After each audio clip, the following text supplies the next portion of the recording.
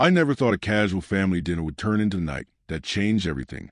But there it was, happening right in front of me while I sat there with a forkful of overpriced salmon halfway to my mouth. My husband's sister had just called me a gold digger, loud enough for everyone at the table to hear. And the worst part was that half the table was nodding along like she just stated an obvious fact. I could feel my face getting hot, that familiar prickle of humiliation creeping up my neck. But I kept my composure because I've been dealing with this family's subtle digs and not-so-subtle judgments for 3 years now, ever since I married into what they considered old money, though I knew better than anyone how fictional that narrative really was. The dinner was at some ridiculously expensive steakhouse downtown, the kind of place where they don't list prices on the menu, because if you have to ask, you clearly don't belong there, and my mother-in-law had insisted on celebrating her birthday there despite the fact that I absolutely knew, that she couldn't actually afford it. My husband, James, and I had arrived right on time, which apparently made us the only punctual ones because the rest of his family strolled in 15 minutes late, like they owned the place. His sister Monica air-kissing everyone while her husband trailed behind looking at his phone. His brother David showing up with his new girlfriend who looked barely old enough to drink, and his parents settling into their seats with the kind of entitlement that comes from decades of pretending they're family. Names still meant something in this city. The evening had started pleasantly enough, with champagne that I noticed his father ordered without hesitation, the expensive kind, and appetizers that kept coming even though nobody had really asked for them. But I'd learned to keep my mouth shut about the spending habits of this family, because every time I'd ever suggested something more modest, I got looks that made me feel like I'd suggested we all eat at a gas station. Monica had been particularly chatty, going on and on about the renovation she was doing on her house, knocking down walls and putting in marble countertops and installing some kind of smart home system that cost more than most people's cars. And I'd smiled and nodded because that's what I always did, playing the role of the grateful wife who married up, never mind that I had a master's degree and a career I'd worked my ass off for. The comment came out of nowhere, or at least that's how it seemed on the surface, though I felt the tension building all night in the way Monica kept looking at my dress, which admittedly was designer but which I bought with my own money, and in the way my father-in-law kept making little comments about how James was looking tired. Was work stressing him out, implying somehow that I was the source of that stress? We'd been talking about vacation plans, and I'd mentioned that James and I were thinking about going to Japan in the spring. Just a comment in passing, nothing extravagant. But Monica had seized on it like I'd announced we were buying a yacht, asking in that fake sweet voice of hers how we could possibly afford such an expensive trip. And when I'd simply said we'd been saving up, she'd laughed, actually laughed, and said that's funny because she didn't think teachers made that kind of money, completely ignoring the fact that I work in educational technology and make considerably more than a classroom teacher. But facts had never been Monica's strong suit. That's when she said it, setting down her wine glass with a little click that seemed louder than it should have been, announcing to the entire table that everyone knew I'd married James for his money, that it was obvious from the start, that she called at the moment we got engaged, and that at least I should have the decency not to pretend otherwise. The table went quiet, that awful kind of silence where everyone's still chewing but nobody's really eating anymore, and I looked at James expecting him to say something, to defend me, to shut his sister down, but he just sat there looking uncomfortable,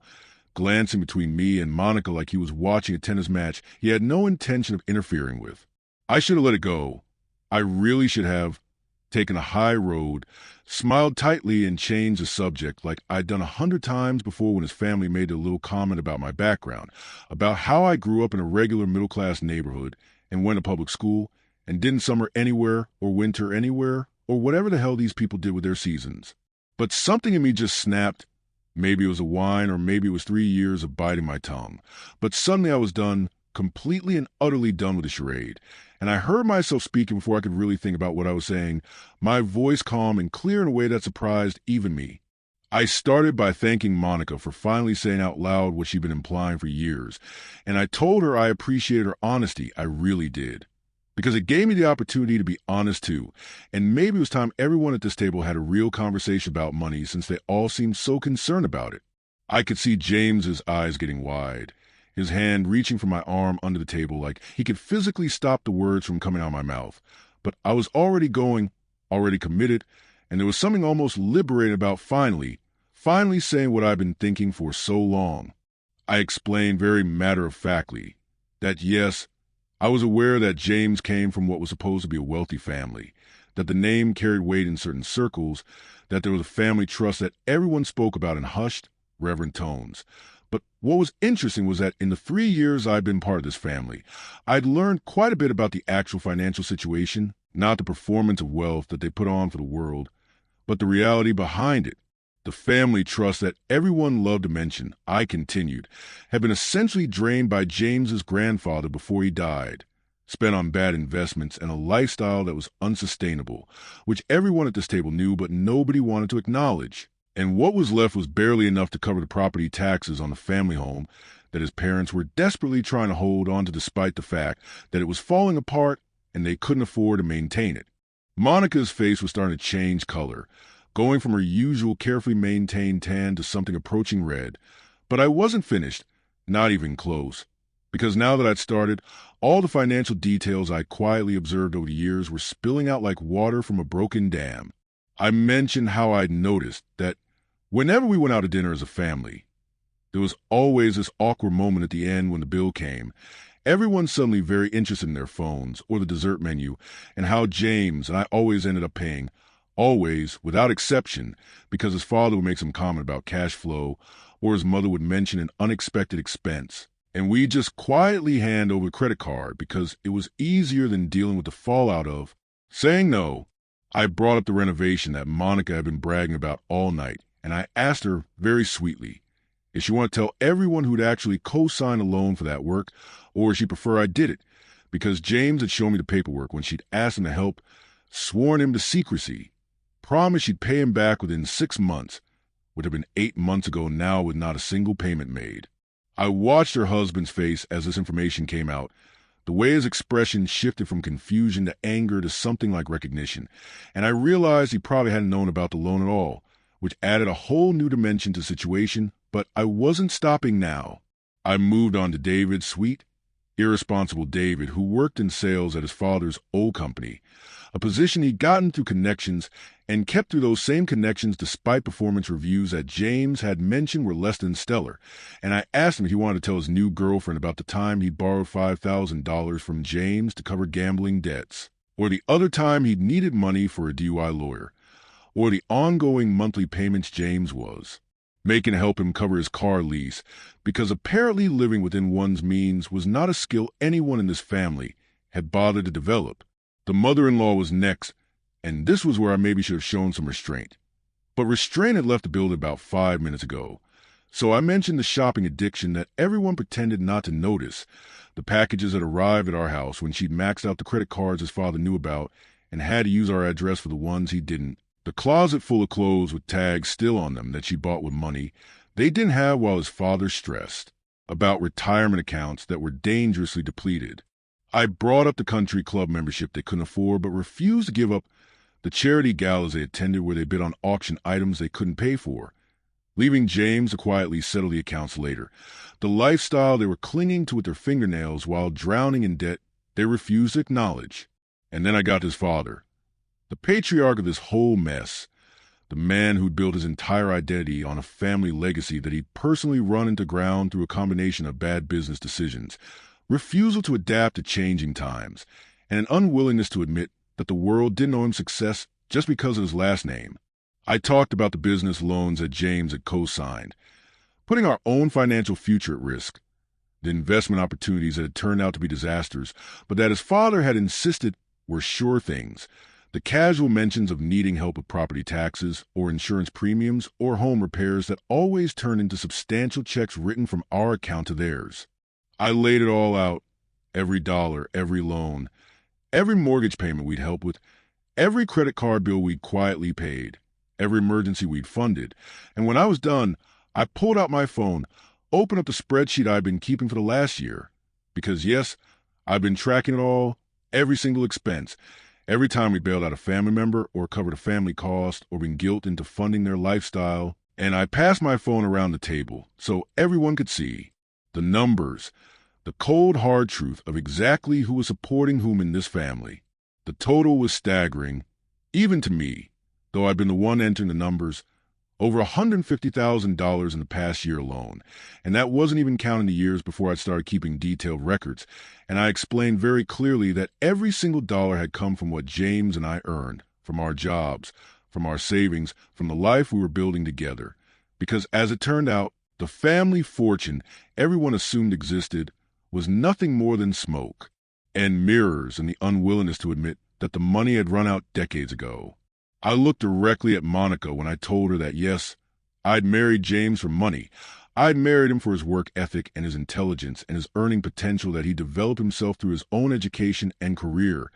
not through some inheritance that never existed.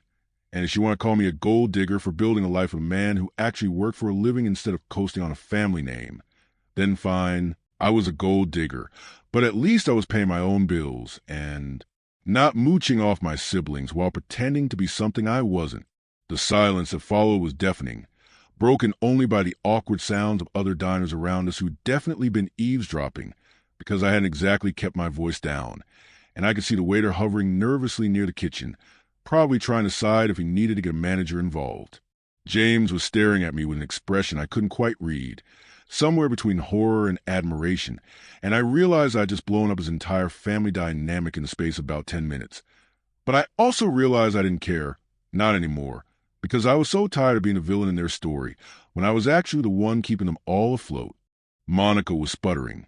trying to form words, her face now fully red, and her husband looking at her with questions in his eyes that I knew were going to lead to a very interesting conversation later. David had gone pale, his girlfriend looking between him and me like she was trying to figure out if she should stay or run, which honestly, I'd recommend running, but that was her choice to make. The parents were sitting very still, his mother's hand frozen on her wine glass, his father staring at the table like if he didn't make eye contact,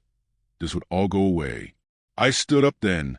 calmly gathering my purse and my phone, which I'd gotten back from his trip around the table, and I told James that I'd wait for him in the car, that he could stay and finish dinner with his family if he wanted, but I was done with the pretense and the performance and the constant judgment from people who had no right to judge anyone given their own circumstances. I walked out of that restaurant with my head high, ignoring the stares from other tables, feeling lighter than I had in years, like I'd been carrying around this weight of their expectations and disapproval, and I'd finally just set it down and walked away from it. James came out about 5 minutes later, and I genuinely didn't know what he was going to say. If he was going to be angry at me for embarrassing his family, for airing their private financial business, for destroying what was probably going to be his mother's last birthday dinner with the whole family for a while. But when he got in the car, he just started laughing, this slightly hysterical laugh that went on for a good minute before he could even speak. And when he finally caught his breath, he told me that was the most incredible thing he'd ever seen, that he wanted to say those things himself for years, but had never had the courage, that watching me dismantle his family's carefully constructed facade of wealth was somehow both terrifying and exhilarating. We talked for hours that night, really talked in a way we maybe hadn't since before we got married, about the pressure he felt from his family, the expectations that had been crushing him since childhood, the constant demands for money that he'd been too guilty to refuse, because he'd been raised to believe that family came first, that you took care of your own, that the family name meant something even when the family money was long gone. He admitted he'd been angry at me sometimes for not just going along with it, for questioning why we had to pay for everything, for suggesting that maybe his family needed to live within their means, because it was easier to be angry at me than confront the reality of what his family had become. He told me about growing up in that big house that was always cold because they couldn't afford to heat it properly, about wearing his father's old suits to events because there was no money for new ones, about the constant pressure to maintain appearances, to never let anyone know that the trust fund was empty and the inheritance was spent and the family business was failing, about how he'd gotten into a good college on scholarship,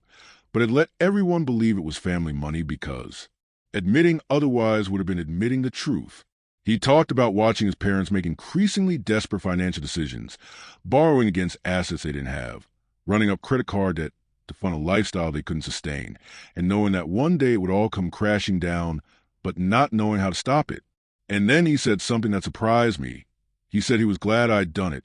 glad I'd finally said out loud what everyone knew but nobody would acknowledge, because maybe now they could stop pretending, stop living this lie, stop expecting him to bankroll their delusions of grandeur, and maybe, just maybe, they could start dealing with reality. He told me